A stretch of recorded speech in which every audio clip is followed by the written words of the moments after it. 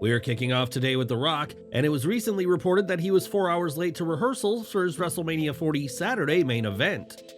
A WWE EVP has since refuted the claim, stating that not only was The Rock not late, but he was in fact early to rehearsals, which is apparently true, albeit in the most technical sense. When Ringside News asked sources in WWE about The Rock, they were told that it's hard to be late when he can push rehearsals to the very last minute, which is what The Rock did.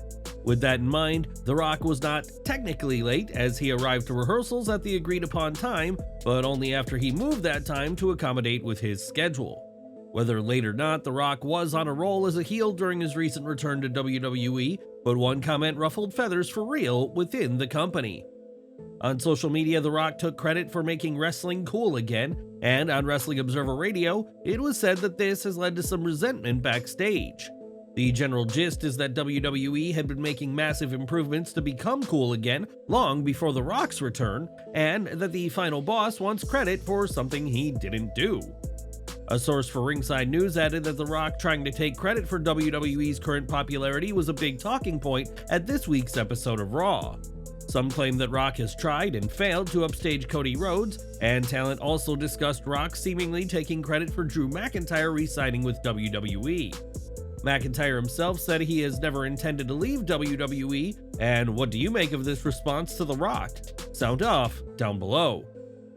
In the run-up to WrestleMania, a lot was said about WWE overlooking Bayley, who didn't feature on promotional material for the event, despite being in a championship match. At the time the promotional material was launched, WWE was featuring talent who'd yet to have matches announced over Bayley, who would only later get added to the content. It seems WWE hasn't learned its lesson as Bayley will now defend the women's title in a triple threat at Backlash France, and once again, she's nowhere to be seen on the poster. To add insult to injury, the injured Rhea Ripley is on the Backlash poster, and Bayley is also missing from the poster for WWE King and Queen of the Ring in Saudi Arabia. Bayley is one of WWE's most decorated female champions and had her moment to shine at WrestleMania, but why do you think WWE refuses to put her on posters? Sound off below. Since joining WWE's main roster, many have called Gunther a future world champion, and recently, Der Ring General took a big step to make this a reality. At a WWE live event in Bologna, Italy, Gunther challenged for the World Heavyweight Championship in a four-way that included Damian Priest, Jey Uso, and Chad Gable. Gunther didn't win the match, but at the next night's event in his native Austria, Der Ring General made quite the proclamation to the crowd in Vienna. On this show, Gunther defeated his old rival Chad Gable in a hard-fought match, and despite being a heel, Gunther was a complete babyface in front of his fellow Austrians. Speaking to the fans after the match, Gunther said how a real Viennese never stays down, and reflected on his time in NXT UK and his 666-day run as Intercontinental Champion. Gunther concluded by saying the next time WWE comes to Austria, he will be a world champion, which excited the fans in attendance. This was the first time he had explicitly expressed his interest in pursuing the world title, and given his dominance so far, this win may not be a question of if, but when, for the Ring General. In March 2021, Ethan Page joined AEW at that year's Revolution pay-per-view, but since March of this year, the All Ego talent has been taking independent bookings. This has led to speculation regarding his future with AEW, with some speculating that he may have already finished, and now his profile has been removed from AEW's roster page. Fightful Select has added that the word within AEW and other companies was that Page is already gone from AEW, or if not, that his departure is a formality at this point. Page's skills in the ring and on the mic have led many to believe he was vying for a top spot in AEW, and while there were inklings of a push, he didn't receive extensive screen time. He instead appeared mostly for ROH in recent months, but he still has years ahead in his career, and it's been speculated that WWE might reach out to him. Page arrived at AEW with a ton of hype, but he didn't have the big push many expected for him, and we'll have to see what he does now that his AEW career is a thing of the past. But what do you make of Ethan Page's AEW exit? Do you think WWE would be a good fit for him, or should he try in other promotions? Let us know in the comments down below. On January 25th, Janelle Grant filed a lawsuit against WWE, John Laurinaitis, and Vince McMahon, alleging sexual assault, emotional abuse, and trafficking dating back to March 2019. The lawsuit contained grave accusations against the individuals, raising questions about safety and integrity in WWE, and McMahon recently filed a motion to compel arbitration. This motion would force the matter to be resolved outside of the courtroom, and in a statement, Laurinaitis' attorney, Edward Brennan, supported the motion. McMahon has consistently denied allegations of sexual abuse and coercion, and after Brennan's statement, McMahon's attorney, Jessica Rosenberg, said the following. In January 2024, Ms. Grant, a 43-year-old with a law degree who was in love with Mr. McMahon and devastated by their breakup, filed an outrageous and false lawsuit to ruin Mr. McMahon's career and reputation. Now, her false allegations are slowly unraveling. Today, Mr. Laurinaitis' attorney confirmed his client will corroborate Mr. McMahon's account and expose the lies within the complainant. Despite her intense efforts, Ms. Grant's attorneys won't be able to suppress the truth from coming out. Vince McMahon's lawyer has also reacted to Janelle Grant's motion to strike the motion to compel arbitration, and to no one's surprise, Rosenberg is against striking the arbitration. We'll have to wait and see how Vince McMahon and Janelle Grant's ongoing case will continue, as it'll likely get messier. And do you think McMahon might just win? Let us know down below. On this week's Dynamite, Kenny Omega made his return only to be attacked by the Elite, and while the Cleaner got physical, fans shouldn't expect him back just yet. On Wrestling Observer Radio, it was noted that it'll be a long time before Omega's back, as he's yet to have the surgery it'll take him months to recover from. Omega and Kazuchika Okada teased a future match on Dynamite, and that won't happen anytime soon, but we're continuing to wish the Cleaner a speedy recovery. Jack Perry was part of the crew that laid out Omega on this week's Dynamite, and in an intense backstage promo, Perry claimed that the Elite doesn't need Omega, and neither does AEW. Perry added that everyone has to make sacrifices, and Omega just made his, as the former Jungle Boy showed no remorse for what he did to the AEW EVP. At Money in the Bank 2023, John Cena said he wants to bring WrestleMania to London, and at a recent live event in the city, Cody Rhodes said the UK deserves to host the show of shows. During a recent appearance of X-Spaced with Rhodes, Triple H was asked about this idea and said that everything is on the table for where WrestleMania will go in the future. While Nick Khan said recently that WWE's Big Four events will stay in North America, Triple H has a different idea, and we'll have to see if WrestleMania ever comes to the UK capital city. WWE's next PLE in Europe will be tomorrow's Backlash France event, and a notable name has been spotted in Lyon during the days running up to the show. PW Insider reports that Charlotte Flair is currently in France ahead of Backlash, and the Queen confirmed this by posting a selfie with the geolocation being in Paris. Flair has been out of action since December of last year, and could she return, possibly in the midst of tomorrow's women's triple threat title match? Time will tell. It was last month that Tama Tonga made his debut for WWE, and after he arrived on SmackDown, many anticipated the debut of fellow family member Jacob Fatu.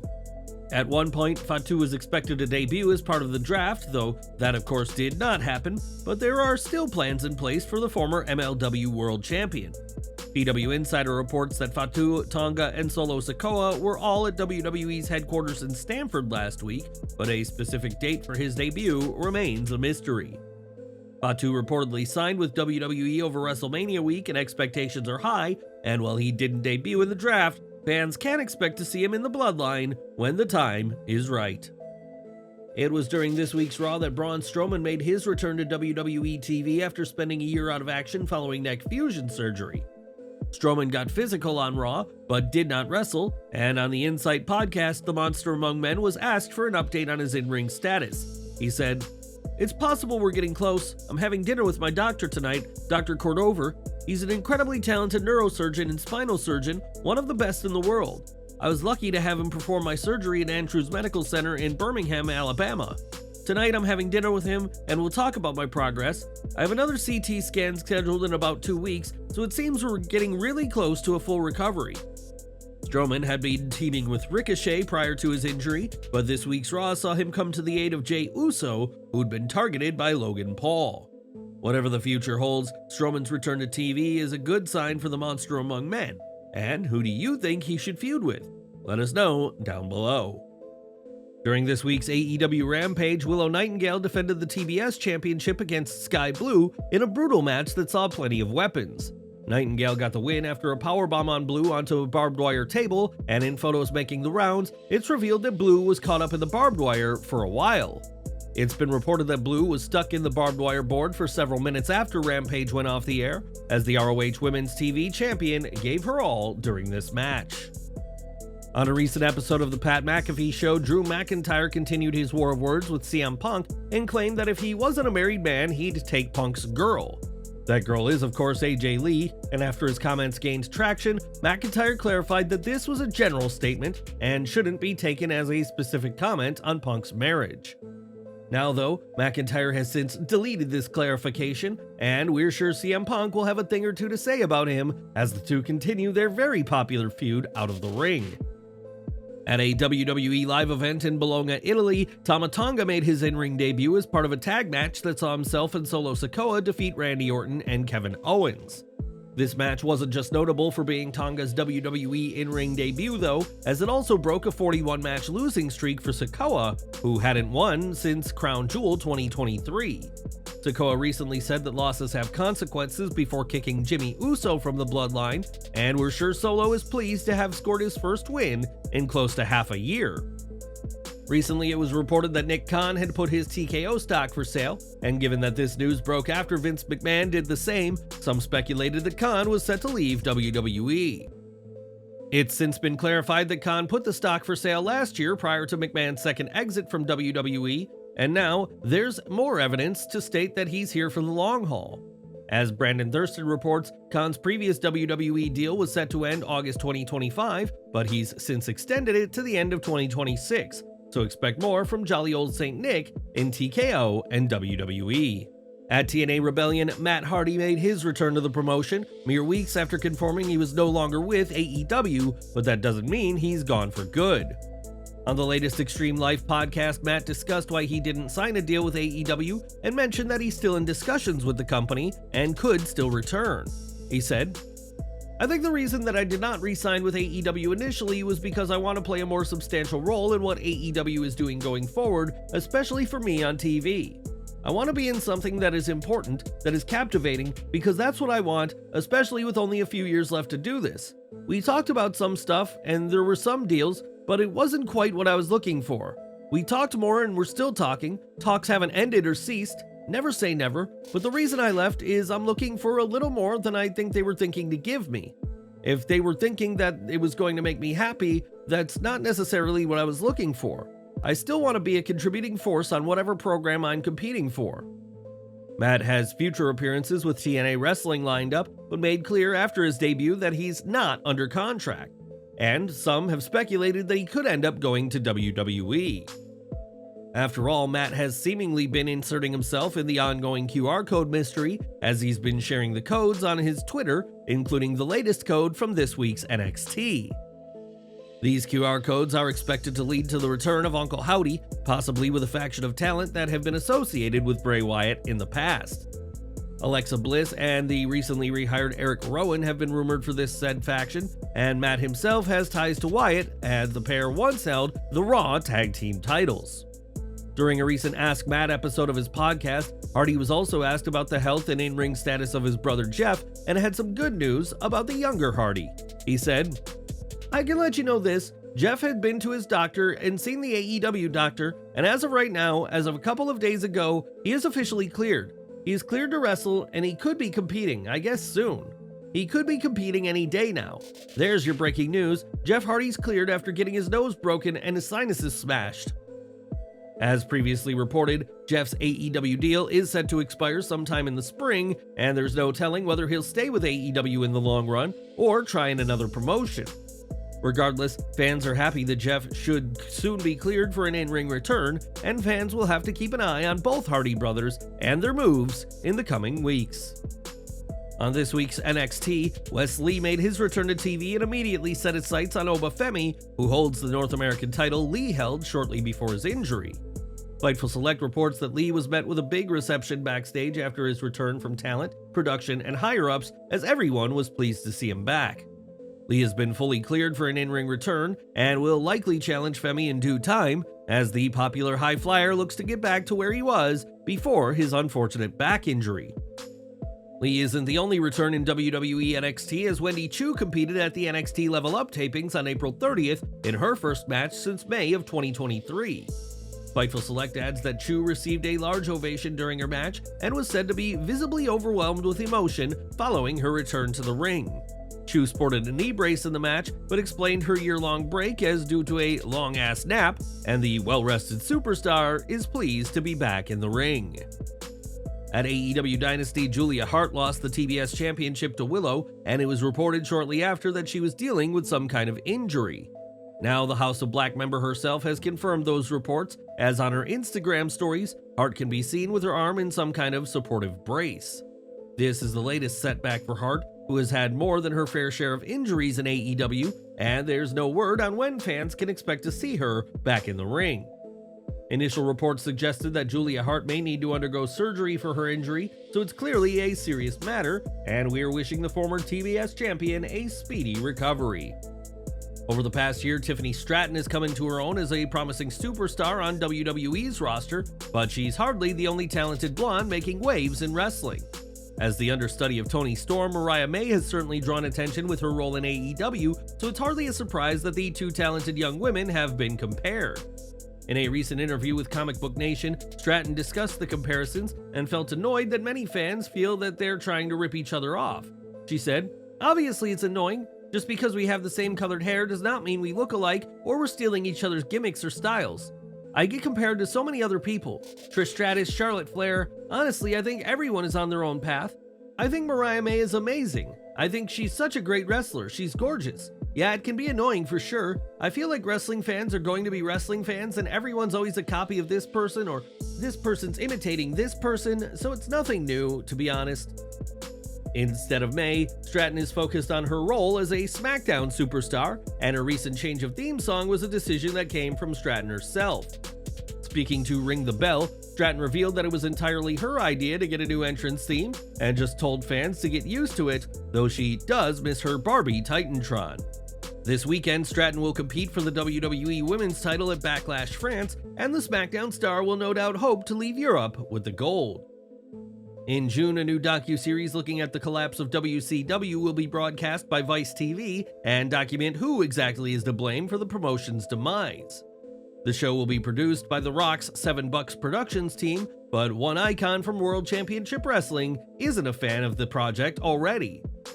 On social media, Ric Flair called the project bullshit, as the team behind the show have not interviewed him, who many consider to be the greatest wrestler in the history of WCW. Flair is certainly synonymous with WCW and competed in the promotion's final match, though it's telling he wants to be discussed in a conversation about who's to blame for WCW's death. Flair or no Flair, the show will premiere this June, and we're sure to make for a compelling watch, even if one of WCW's biggest names isn't involved. On this week's NXT, General Manager Ava revealed that Roxanne Perez's next title defense will be with Chelsea Green, who also had a reunion with Mr. Stone in a backstage interview. Fightful Select reports that Green is a talent requested in NXT for some time, and there had been pitches for her to be brought in and reunite with Stone ever since Von Wagner's release. There have also been talks about Stone and Green being paired on the main roster, and we'll have to see how Stone plays into next week's match for the NXT Women's Championship. And we're ending with Roddy Piper, who passed away in 2015, and throughout his career, the Hot Rod faced some of wrestling's biggest stars, including Hulk Hogan. During an appearance on the 700 Club, Hogan recalled an interesting story about Piper, and recalled hearing a voice message from the late wrestler shortly after his passing. He said, "In the wrestling business for 25 years, we couldn't stand each other. We were at each other's throats. I know it's predetermined and all that, but he did not like me, and I did not like him. That's just how it was. Once we got older and we had some conversations, we started talking. He started asking about my spirituality. He didn't connect, but he was very curious. He wouldn't surrender. All of a sudden, he passes away." There was an A&E special about Roddy Piper. When they go to credits, there is a message. It was not a text message, it was a voice message. But this text message came in just 2 days after he died, and the message goes, "I'm just loving you, my brother, just walking with Jesus. Walking with Jesus and loving you, my brother." I was like, he would have never said that when he was here. It's amazing how things work. Hogan and Roddy Piper might not have been able to stand together without any grudges in the ring. Both men clearly had tremendous amounts of respect for each other's work. But what do you make of this news, and what are your favorite moments from Piper and Hogan's legendary feuds in WWE and WCW? Let us know in the comments.